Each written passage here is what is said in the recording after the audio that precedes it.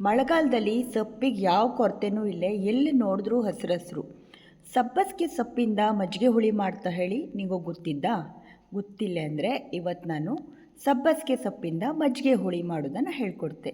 Hello everyone, welcome to Go Green So Green. ಮೊದಲಿಗೆ ಒಂದು 3 cut ಸಬ್ಬಸಿಗೆ ಸೊಪ್ಪನ್ನು ತಗೊಂಡು ಅದನ್ನು ಕ್ಲೀನಾಗಿ ತೊಳೆದು ಈ ರೀತಿ ಬುಡದ ಭಾಗನ ಬದಿಗಿಟ್ಕೊತಾ ಇದ್ದೆ.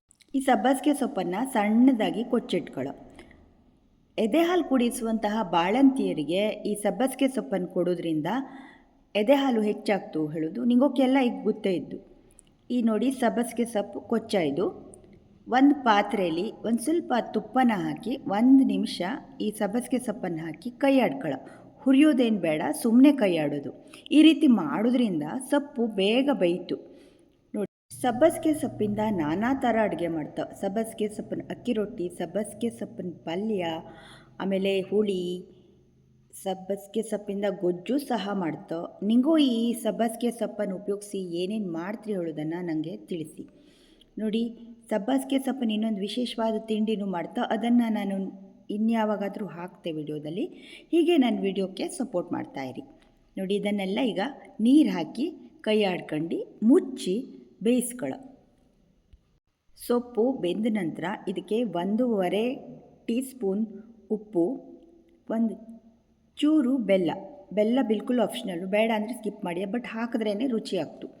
1 ನಿಮಿಷ ಮುಚ್ಚಿ ಮಿಕ್ಸಿ ಜಾರಲ್ಲಿ 4-5 ಹಸಿಮೆಣಸು, ಅರ್ಧ ಇಂಚ್ ಶುಂಠಿ, 3/4 ಚಮಚ ಜೀರಿಗೆ, ಅರ್ಧ ಚಮಚ ಕಾಳುಮೆಣಸು, 1 ಕಪ್ ಕಾಯಿ ತುರಿ, 1 ಚೂರು ಇಂಗು, 2 ಟೇಬಲ್ ಸ್ಪೂನ್ ಹುರ್ಗಡ್ಲೆ.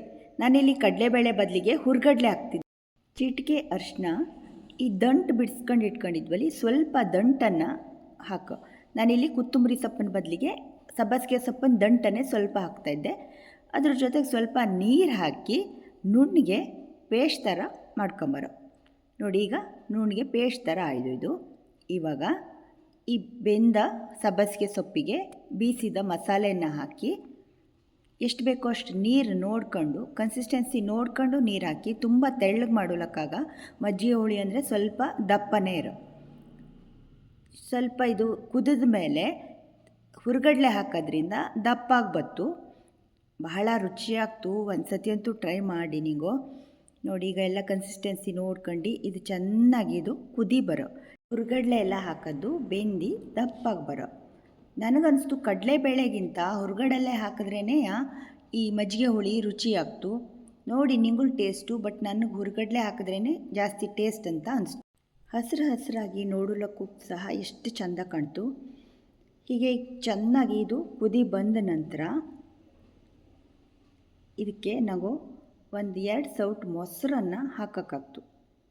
ನೋಡೀಗ ಥಿಕ್ನೆಸ್ ಇದು 3 ಸೌಟು ಅಥವಾ 2 ಸೌಟ್ ಮೊಸರು ಸಾಕಾಗ್ತು. ಗಟ್ಟಿ ಮೊಸರು, ಜಾಸ್ತಿ ಹುಳಿ ಇದ್ದಂಥ ಮೊಸರು ಬೇಡ, ಸ್ವಲ್ಪ ಸಿಹಿ ಇರಲಿ. ಅದನ್ನು ಹಾಕಿ ಈ ರೀತಿ ಸ್ವಿಚ್ ಆಫ್ ಮಾಡಿಬಿಡೋ. ಜಸ್ಟ್ ಮಿಕ್ಸ್ ಮಾಡಿ ಸ್ವಿಚ್ ಆಫ್ ಮಾಡಿಬಿಡೋ. ಕುದಿ ಬಪ್ಪದೇನು ಬೇಡ. ಇಲ್ಲಾಂದರೆ ಸ್ವಲ್ಪ ಮಜ್ಜಿಗೆನ ಸ್ವಲ್ಪ ಕಡಿದು ಸಹ ಹಾಕೊಳ್ಳಡಿಲೆ.